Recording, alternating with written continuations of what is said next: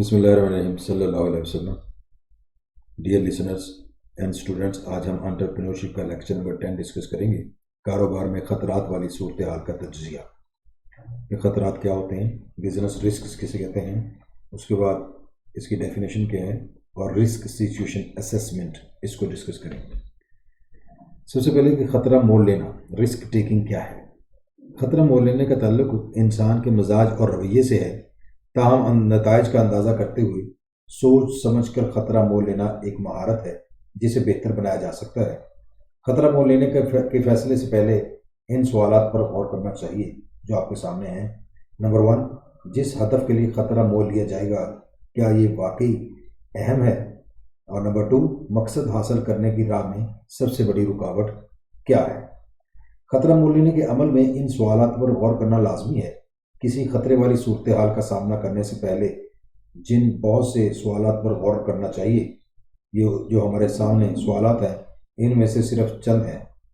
ان سوالات کے جواب تلاش کرنے سے پہلے خطرہ مول لیا جائے تو ناکامی ہو سکتی ہے. کاروبار اور زندگی میں بعض اوقات خطرہ مول لینا پڑتا ہے اور اس سے بچنے کا راستہ نہیں ہوتا.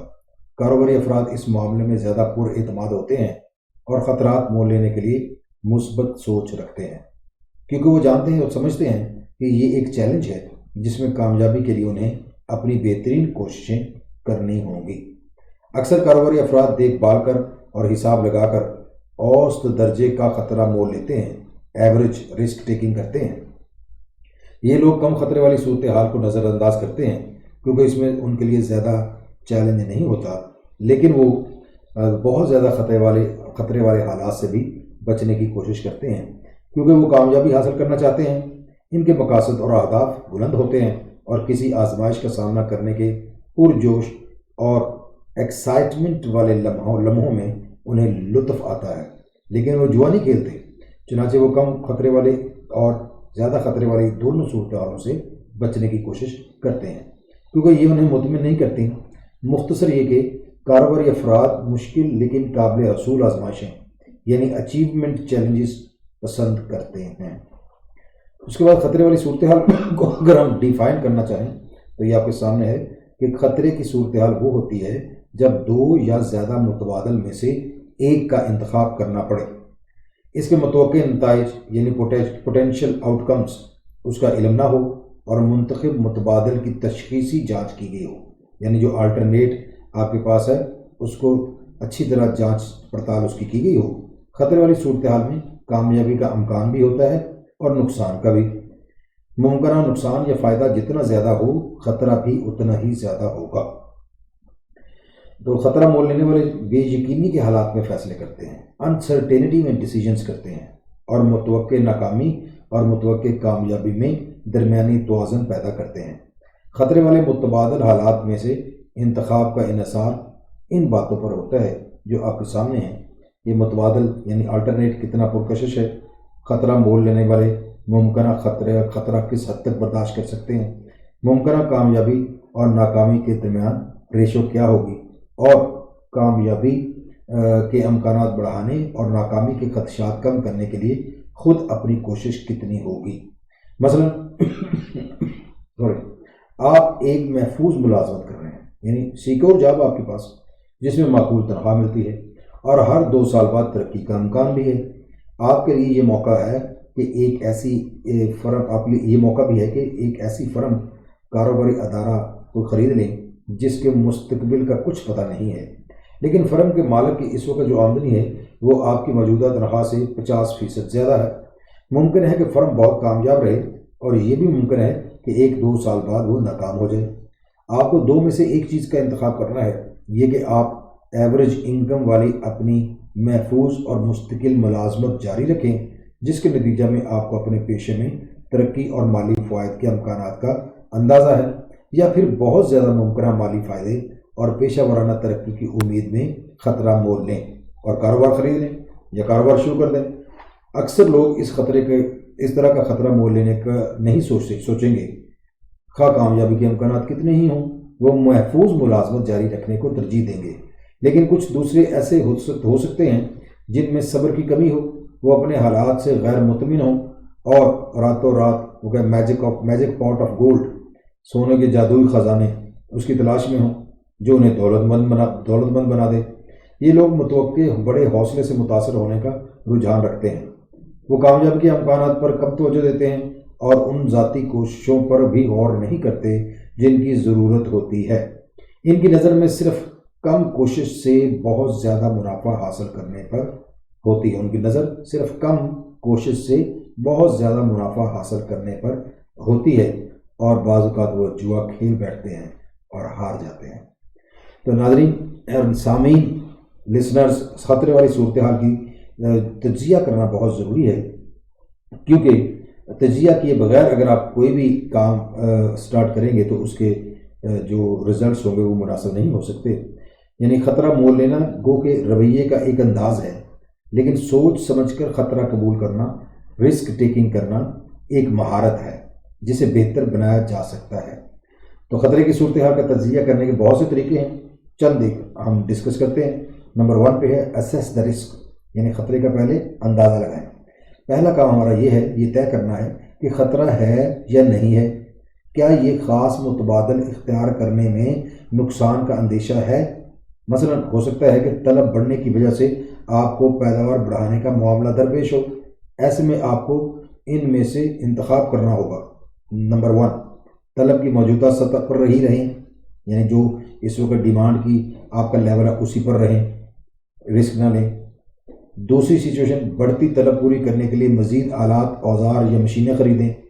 تیسرا، طلب پوری کرنے کے لیے مزید آلات، اوزار یا مشینیں لیز پر لے لیں یا چھوٹے کارخانوں کو ٹھیکہ پر کام دے دیں تاکہ طلب پوری ہو سکے، یا نئے ملازم رکھیں، نئے ورکرز رکھیں۔ اور اس کے بعد اگر یہ نقد رقم کا بہاؤ یعنی اگر کیش فلو بہتر ہے اور کیش ریزرو جو ہے خاصی ہے آپ کے پاس، یا قرضہ حاصل کرنے کی سہولتیں آسان ہیں، اور اگر مستقبل میں طلب میں اضافہ جاری رہنے کا امکان ہے، تو یہ جو ابھی ہم نے ڈسکس کیے متبادل طریقے، ان میں سے کوئی بھی اختیار کرنے میں بہت کم خطرہ ہوگا۔ گو کہ پہلا متبادل اختیار کرنے میں منافع میں اضافہ نظر انداز ہو جائے گا، لیکن طلب میں اضافہ مسلسل جاری رہنے کی کوئی ضمانت نہیں ہو سکتی۔ مثلا مقابلے میں کوئی نئی چیز آ جانے سے پروڈکٹ یا خدمت پرانی جو ہے یا متروک ہو سکتی ہے، مزید کمپنیاں وہی چیز یا خدمت فراہم کرنے لگتی ہیں، یا مارکیٹ میں رسد طلب کے برابر ہو سکتی ہے۔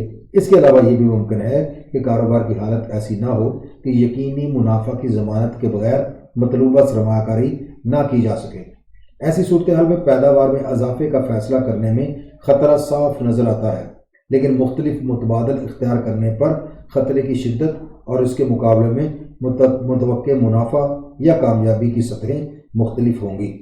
آپ ان متبادل طریقوں کا جائزہ کیسے لیں گے، یہ اب آپ پر منحصر ہے کہ ان کا جائزہ لے کر اپنے حالات کے مطابق ان سچویشن کو ڈھالیں، اور جائزہ لیے بغیر اگر آپ خطرے کا اندازہ لگائے بغیر اگر آپ چھلانگ مار دیتے ہیں کسی بھی متبادل میں تو آپ کو نقصان کا اندیشہ ہو سکتا ہے۔ دوسرے نمبر پر ہے خطرے والی صورتحال جو ہے اس کے انالیسس کے لیے، رسک سچویشن کے لیے اہداف اور مقاصد متعین کریں۔ ڈٹرمن گولز اینڈ آبجیکٹیوز، یعنی یہ دوسرا کام ہے کہ آپ اپنے کاروبار کی پالیسی اور مقاصد پر غور کریں۔ ممکن ہے کسی کمپنی کا مقصد آہستہ ترقی کرنا ہو، یا متوازن اور ہموار رفتار سے آگے بڑھنا ہو، یا مقصد یہ ہو کہ ترقی نہیں کرنا یا پیداوار کے دوسرے شعبوں میں ترقی کرنا ہے۔ تو کیا خطرے اور مقاصد میں توازن ہے؟ اگر ایسا ہے تو فیصلہ سازی کا عمل جاری رہتا ہے اور تمام متبادل طریقوں کا تفصیلی جائزہ لیا جاتا ہے۔ تیسرے نمبر پر ہے کلیریفائی دا الٹرنیٹیوز، یعنی متبادل طریقوں کی وضاحت بھی کریں، یہ فرض کرتے ہوئے کہ خطرہ مول لینا کسی حد تک کمپنی کے مقاصد سے ہم آہنگ ہے۔ اگلا کام مختلف متبادل طریقوں کا سروے کرنا ہے۔ متبادل طریقوں کی تفصیلی وضاحت ہونی چاہیے تاکہ معروضی طور پر آبجیکٹیولی ان کی لاگت کا تخمینہ لگایا جا سکے۔ زیادہ تر لاگت مالی ہوگی، فائنینشیل، لیکن جہاں ضروری ہو وہاں افرادی، سماجی اور طبعی لاگت، فزیکل، افرادی، سماجی اور فزیکل لاگت میں بھی شامل کرنی چاہیے۔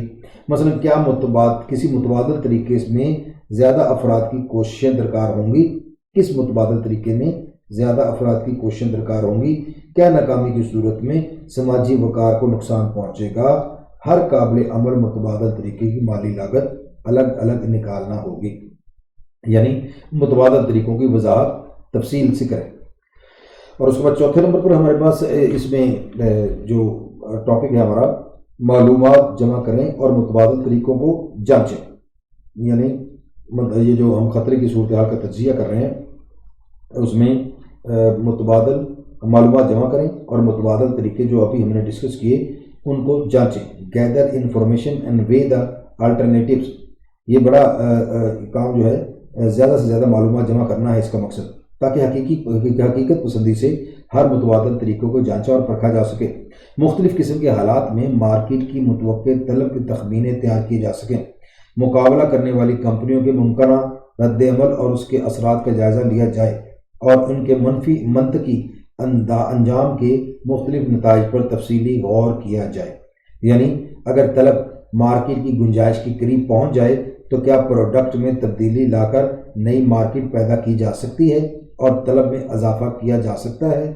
اگر مقابلے کی موجودہ کیفیت میں کمی واقع ہوتی ہے تو کیا نئی مارکیٹیں دستیاب ہیں؟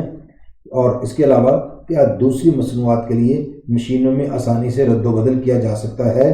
پھر اگر طلب بڑھتی ہے تو کیا سپلائرز اور دوسرے جو ٹھیکیدار ہیں اپنے اخراجات بڑھا دیں گے؟ ان سب سوالوں کا جواب آپ کے پاس ہونا چاہیے کہ مارکیٹ سے حاصل ہونے والی معلومات مستقبل کی پیش گوئی اور مقابلہ کرنے والی کمپنیوں کے رد عمل کے جائزے کی روشنی میں یہ دیکھنا ہوگا کہ ہر متبادل طریقے سے کمپنی کو کیا حاصل ہوگا۔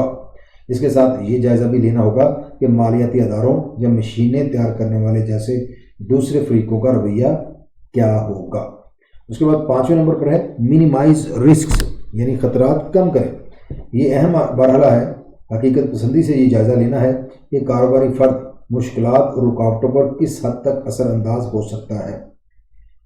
تو اس میں ہم یہ 3-4 پوائنٹ ڈسکس کر لیتے ہیں کہ کاروباری فرد کی صلاحیتوں اور کمپنی کی استعداد یعنی کیپیبلٹی، اس کے بارے میں آگاہی ہونا ضروری ہے۔ خطرات کم کرنے کے لیے مشکلات اور رکاوٹوں کو تبدیل کرنے کی صلاحیت کا اندازہ لگانے میں قدرے تخلیقی سوچ کا ہونا ضروری ہے، اور تبدیلی کے لیے آپ کے پاس ٹیکٹکس اور حکمت عملی بنانے اور اسٹریٹجی اپنانے کی صلاحیت موجود ہونی چاہیے، اور حکمت عملی پر عمل درآمد کے لیے آپ کے پاس ڈرائیو ہو، آپ کی توانائی آپ کے پاس ہو، جوش و جذبہ آپ کے پاس ہو، تو پھر ان حالات میں ان صورتوں میں ہم خطرے کو کم کرنے کی کوشش کر سکتے ہیں۔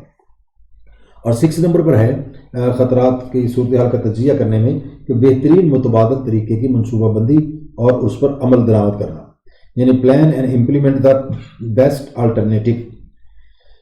جب ایک متبادل طریقہ جو آپ منتخب کر لیتے ہیں، جو منتخب آپ نے کر لیا ہے، تو اس پر عمل درآمد کے لیے منصوبہ بنائیں۔ اس کے لیے ٹائم ٹیبل یعنی ہدف گول کی واضح تعریف ہو، ممکنہ نتائج کے لیے جو ذیلی منصوبے اور رد عمل کے طریقہ کار کی ضرورت ہوگی تاکہ ضروری تبدیلیوں پر فوری عمل کیا جا سکے۔ تو عزیز طلبہ، یہ ہمارا آج کا ٹاپک ہے جس پہ ہم نے خطرے کی صورتحال کو ڈسکس کیا، خطرے کی ڈیفینیشن کو ڈسکس کیا اور خطرے کی صورتحال کا تجزیہ کیا۔ ان پوائنٹس کو مد نظر رکھتے ہوئے ہم اپنے کاروبار کے رسکس کو کم کرنے کی کوشش کر سکتے ہیں اور بہتر طور پر اسے نبٹ سکتے ہیں۔ تو آج کا ٹاپک یہیں پہ وائنڈ اپ ہوتا ہے۔ اگلے ٹاپک کے لیے اجازت دیں، نیکسٹ انشاءاللہ آپ کے پاس حاضر ہوں گے۔ And thank you for watching this one.